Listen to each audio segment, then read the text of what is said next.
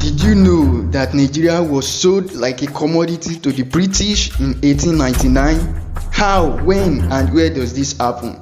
Stay tuned to this video as we unravel it all for you. Don't forget you are watching Bitter Truth documentary.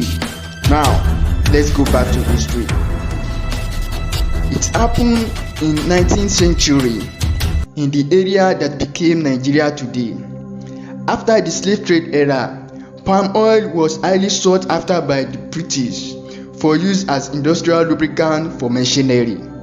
Remember that Britain was the world's first industrialized nation, so they needed resources such as palm oil to maintain that.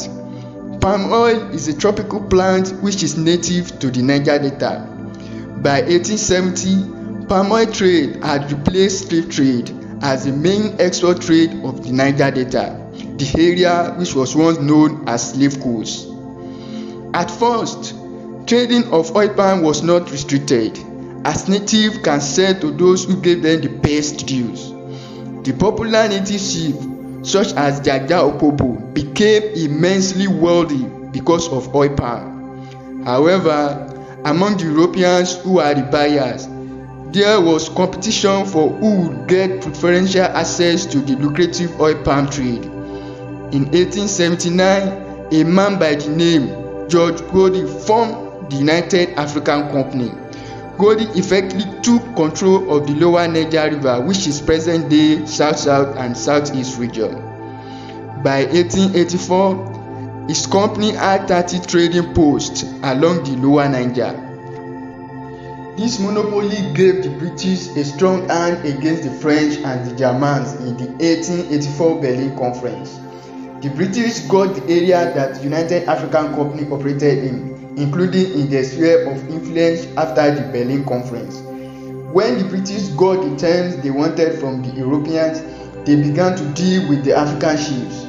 Within 2 years of 1886, Godey had signed treaties with tribal chiefs along Benue and Niger River, which also penetrating inland.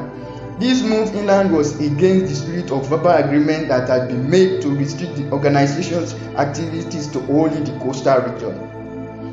By 1886, the company name changed from United African Company to the National African Company and was granted a royal charter.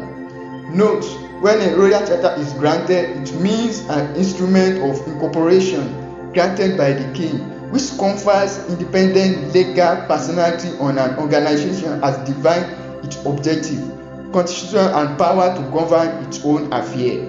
The charter authorized the company to administer the Niger Delta and all lands around the bank of the Benue and Niger rivers. This made the region became United African Company's possession. Soon after, the company was again renamed. The new name was Royal Niger Company. To local chiefs, the Royal Niger Company negotiator had pledged free trade in the region. Behind, they entered private contract on their terms. Because the private contracts were often written in English and signed by local chiefs who are mostly illiterate to the language the contract is written. This contract caught them unaware and also restricted them from exporting palm oil on their own to any buyers of their choice. Imagine being incapacitated on their own land. Jaja of Opobo, when he tried to export palm oil on his own, was forced into exile for obstructing commerce. Jaja Opobo was later forgiven in 1891 and allowed to return home, but he died on the way back home. He was poisoned with a cup of tea. Seeing what happened to Jaja, other native rulers began to look more closely at the deal they were getting from the Royal Nigerian Company. One of such kingdoms was Nembe, whose king, Kokominge, ascended the throne in 1889 after being a Christian school teacher. King Koko, like most rulers in the yard, was faced with the Royal Nigerian Company encroachment. He also felt bitter about the monopoly enjoyed by the Royal Nigerian Company and tried to seek out favorable trading terms, particularly with the Germans in Cameroon.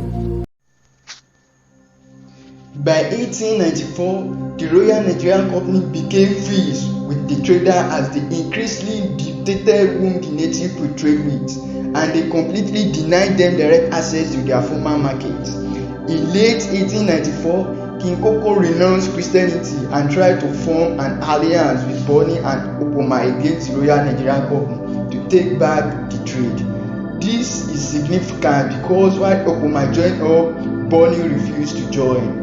On 29 January 1895, King Koko led an attack on the Royal Nigerian Company headquarters, which was in Akasai, today Bayelsa State. The pre-dawn raid had more than 1,000 men involved. King Koko attack succeeded in capturing the base, losing 40 of his men. King Koko captured 60 white men as hostages, as well as a lot of goods, ammunition and a massive gun. Koko then attempted to negotiate a release of the hostage in exchange for being allowed to choose his trading partners. The British refused negotiation with Koko and he had 40 of the hostage killed. A British report claimed that Nembe people ate them. On 20 February 1895, British Royal Navy under Admiral Bedford attacked Brass and burned it to the ground. As a result of the attack, many Nembe people died and smallpox finished off a lot of others. By April 1895, business had returned to normal. Normal being the condition that the British wanted, and King Koko was on the run. Brass was fined £500 by the British in today's money, and the looted weapons were returned as well as the surviving prisoners. After British Parliamentary Commission sat, King Koko was offered terms of settlement by the British, which irritated and disappeared. The British promptly declared him an outlaw and offered a reward of £200 for him. He committed suicide in exile in 1898. About that time, another recalcitrant king, the Oba of Benin, was run out of town. The pacification of the Lower Niger was well and truly underway. The immediate effect of the Brass Oil War was that there was public outrage against the Royal Niger Company on the way the company treated the people and their acceptability declined.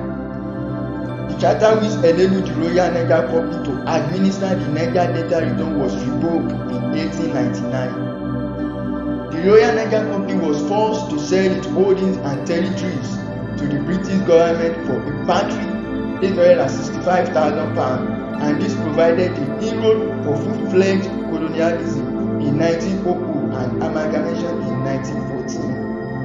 This was how the area that became Nigeria today was transferred from Royal African Company funded by George Gordy to British government, and the company was paid £865,000. This is really crazy and absurd.